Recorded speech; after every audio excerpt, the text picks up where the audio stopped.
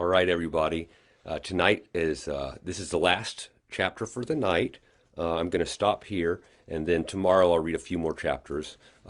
This is also the end of day one in the story, so it's a perfect stopping point. The story is divided into multiple days, and each day has its own section. So we're going to stop with chapter 6, the council. I hope you've enjoyed it so far. And if you're just now getting into it, go back and watch the first 5 chapters so that you can catch up with the story. I think you'll enjoy them. I hope so, at least. So here we go. Chapter 6, The Council. "Stephen," Joe exclaimed, "there's a pig in our living room." "I know. There's a pig in our living room. And it's made of gold. And it's made of gold in our living room. A pig!" Joe and I had only been away from the growing group for a few moments. We were inside her bedroom, whispering. "Ghoul and Bursty, they think you're strange," crowed an extremely loud, high-pitched voice. The pig snorted loudly. It sounded like laughter. "I still think Ghoul and Bursty is strange, and I remember the day he was born," shouted another voice, which sounded kind of like the first, but in a lower register and slightly distracted. "Created, not born," shouted the first. "I thought you remembered everything. The sons of Vivaldi. Think, think. There you sit engaged in guessing, but no syllable expressing. Not a coherent thought, at least." "I've had this argument with you enough times. You need to stop confusing." "I don't know. I won't listen. Nothing further will I utter. Nevermore." The two voices cackled hysterically.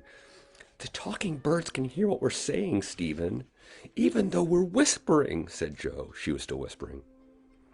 I nodded and whispered, "And what they're saying doesn't make any sense. There's a pig made of gold," Joe interrupted, a little bit louder, "and 2 talking birds," I said louder still, "who were saying things that don't make any sense in our living room." We looked at one another and burst out laughing. "Stephen," Joe said, "this is the weirdest day ever," I finished with her. Without saying anything, we agreed to rejoin the group. "Amakora!" Joe and I yelled as the last visitor of the night walked in. "What are you doing here, Amma?" said Joe. She was obviously excited to see our grandmother, Dad's mom. It had been almost 2 years since her last visit. Joe, it's good to see you, dear," said Amakora, who reached down, picked Joe up, and spun her around. "I swear you're getting so big I barely recognize you. And Stephen," she said, shifting her gaze, "you've done some growing of your own, I see." She knelt down, held out her arms, and hugged me very tightly. Amakora stood up. "Your father will be home before you know it," she said. She looked toward Aunt Mattie, nodded, extended her hand, and smiled. "It's nice to see you, Madeline." "The same, Cora," Aunt Mattie said, taking her hand and then embracing her. "Thank you for coming." "Of course," said Amakora. She had a rural accent that was left over from her childhood out west. Joe and I exchanged a look. "You two know each—" I started. They nodded and smiled. Joe grabbed my arm. "Amakora?" she said. Her voice sounded small. You're really tall. Is there, something... Aunt Mattie told us that Dad's grandfather's, well, that he's a god, which is, it's kind of weird, but that's his grandfather on his dad's side. Are we about to learn another family secret?" I was shocked. It hadn't occurred to me that both of Dad's parents might be, well, not quite human. Amakora looked down at us. Her lips were pulled together with a polite smile. "I am a giant," she said, nodding a little. "A half-giant, technically, but there's this sort of one drop of giant blood rule that people seem to have. And yes, in the eyes of many people, that makes the 2 of y'all giants also." Joe was on the verge of whining when she said, "Why is our family so complicated?" "This won't make things any better, dear," said her grandmother, "but every family is." Aunt Mattie led us back into the living room, which was full of visitors. She cleared her throat loudly in order to get everyone's attention, but no one stopped talking. "Madeline," said Amakora, pointing at the birds. "Are those—" Aunt Mattie nodded. "But why would he be interested in this?" "I don't know, Cora," she said quietly. "Hopefully they'll explain. Let me try and get the group's attention." She cleared her throat again and loudly announced, "I believe that we have a quorum." Only a quorum? Said one of the birds. He was the one who had the higher-pitched voice of the two. Who are we missing? The bird was a very large raven, black all over, black feathers, black beak, even black feet. His eyes looked almost human and darted about with intelligence that no one could miss. Aunt Mattie rolled her eyes slightly. Pardon me, Hugin. I should have said, everyone is here. Pardon my imprecision, she said with an edge of irritation in her voice. I believe that some introductions are in order. You all know who I am. Jack arrived here first this evening. Jack, if you could stand a moment, please. He did. Jack is...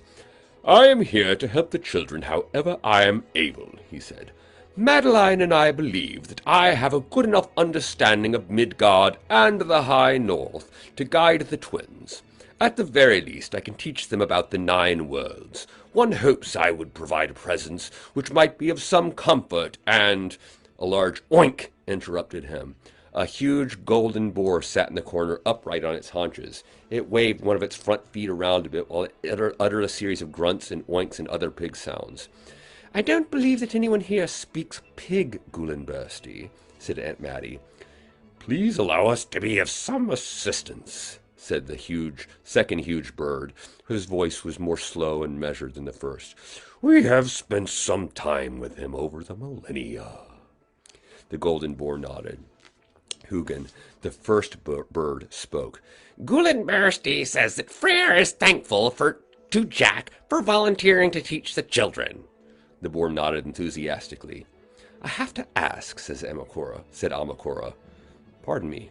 I have to ask, said Amakora. Hugin, Moonin, why are you here? She looked at the oversized raven. Why do you think? Said Hugin, who had the higher-pitched voice. Odin likes to make sure he's involved whenever something happens that could have wide-reaching consequences. He flapped his wings and squawked. Wide-reaching consequences? But why would Paul...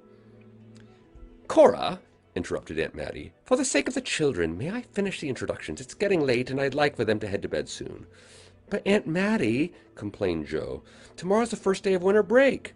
Yes, but you will still be 12, winter break or no, and you two need a full night's sleep. Now allow me to introduce everyone else. You know V.I., she said, indicating Mr. Kingsley, who had returned to the house a few minutes earlier. What you did not know before today is that he keeps an eye on things in Midgard. He's a sort of mediator between humans and the gods of the High North. I said, when you say the High North, you mean Asgard, right? She nodded.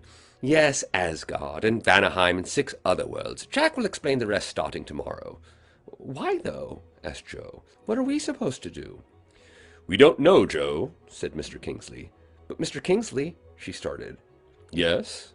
She shook her head. I don't know. Never mind. It's all just a little overwhelming. We understand that, dear, said Aunt Mattie. And if you and Stephen are too overwhelmed, the introductions can wait. No, that's okay, said Joe. I agreed quickly. Now, said Aunt Mattie, on to Gulenbursty. Yes, I exclaimed. The boar snorted and grunted enthusiastically. I'm pretty sure that he was smiling. Gulenbursty belongs to my father, Freyr. Our great-grandfather, I said enthusiastically. Right? I was a bit nervous about our extended family, but I was way more excited than scared. Gulenbursty grinned at me and breathed loudly. Yes, Gulenbursty is here as a mascot of sorts. He snorted angrily. Well, not as a mascot, she continued. He is here to keep everyone's spirits bright. Is that right? Now the boar snorted more agreeably, as well as making a few oinks and squeals. Hugin said, Allow me to translate. Freyr firmly believes that prosperity breeds success. A happy warrior is a productive warrior. I don't recall ever hearing such a sentiment from Freyr, said Moonin slowly. And Gulenbursty didn't say anything about warriors. The boar nodded his head at Hugin, oinked a bit, and snorted. Very well, said the slow-speaking Moonin. I concede the point. And that brings us to the ravens, said Aunt Mattie. Hugin and Moonin, they are emissaries for Odin, with whom you're already familiar. Together, we are Odin's Krakusendamen, said Moonin. We are what? Said Hugin. Odin's Krakusendamen. You made that word up, didn't you? You made it up while they were talking, didn't you? It sounds like you're saying crow emissary, but if you are mispronouncing. No, I've heard it somewhere. Is it late Middle High Norse? I think so. That sounds right. Didn't Odin used to use that word? Hugin shook his head. No, Odin never said that we are Krakus cinnamon. I am not a crow, and more importantly, that is not a real word. Herald, emissary, avatar, all at the same time. We come ahead of him, speak for him, and are Odin for all intents and purposes, said Moonin.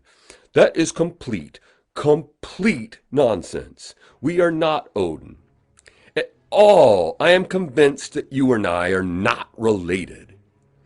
As you can imagine, said Aunt Mattie, we don't understand why Odin has sent his ravens. For one thing, as far as we can tell, there should be no reason that Odin should be interested in the details of the situation, even if he did ask us to assemble. She gave us a very serious look and continued, for another thing, and this really is more important, as far as I'm concerned, he couldn't expect the ravens to do much good. They are extremely silly creatures. So that ends chapter 6 of Children of Midgard, the end of day 1 and the end of the book and the end of day 1 of the live stream. I'm starting to stutter now because I've been doing this for an hour and 40 minutes. And so I hope you all have a wonderful evening. The soundtrack for chapter 6 was the track Gilderoy Lockhart from Harry Potter by John Williams and Damashi by Joe Hisaishi, who's one of my favorite composers. He's fantastic. Check them both out. Check out all the music on this if you enjoy it. I make a playlist with all this stuff on it that people can listen to if they feel like it, because I want artists to profit from this. I don't want to just rip them off and take their music. So thank you very much for listening. I hope you have a great night or day if you're watching this on rerun or whatever. All right, take care, everybody. Bye.